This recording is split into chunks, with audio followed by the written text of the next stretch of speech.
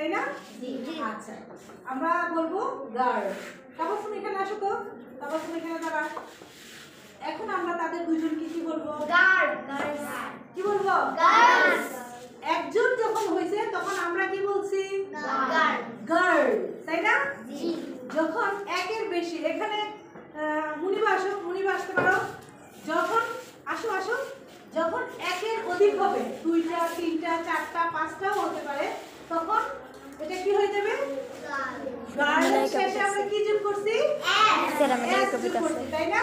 জি। হ্যাঁ, তাহলে যখন কোনো বিশেষ্য অথবা সর্বনাম ক্রিয়াপদের সাথে একটি মাত্র কি বোঝায়? সংখ্যা বোঝায়, তাহলে সেটা হবে, এটা হবে সিঙ্গুলার, মানে এক বচন।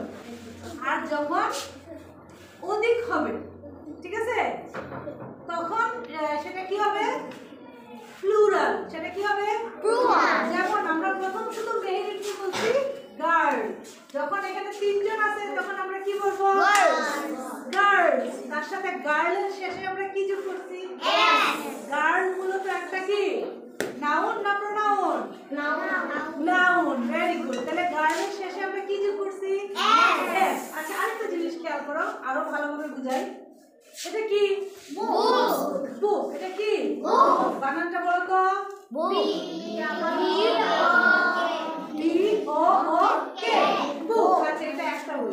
এখন যদি আমি এটার সাথে আরো 2টা বই যোগ করি তাহলে আমরা এগুলো কি? বুকস। বি ও ও কে। আচ্ছা, তাহলে বুক কি সিঙ্গুলার নাউন না প্লুরাল? সিঙ্গুলার নাম্বার না প্লুরাল নাম্বার? সিঙ্গুলার। এক বচন। Very good Muniba. আর এখন এটা কি হবে? বুকস। বুকস। এটা কি সিঙ্গুলার না প্লুরাল? প্লুরাল। হ্যাঁ, তাহলে আমরা এস যোগ করছি না? জি। কিসের শেষে এস যোগ করছি?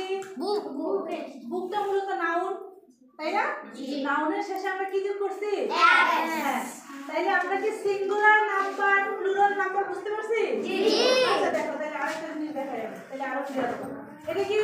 প্যান। প্যান। আমরা এই দুইটাকে কি বলবো? প্যান। কেন?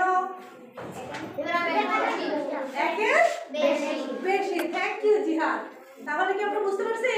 জি। Singular number plural number? জি। Thank you.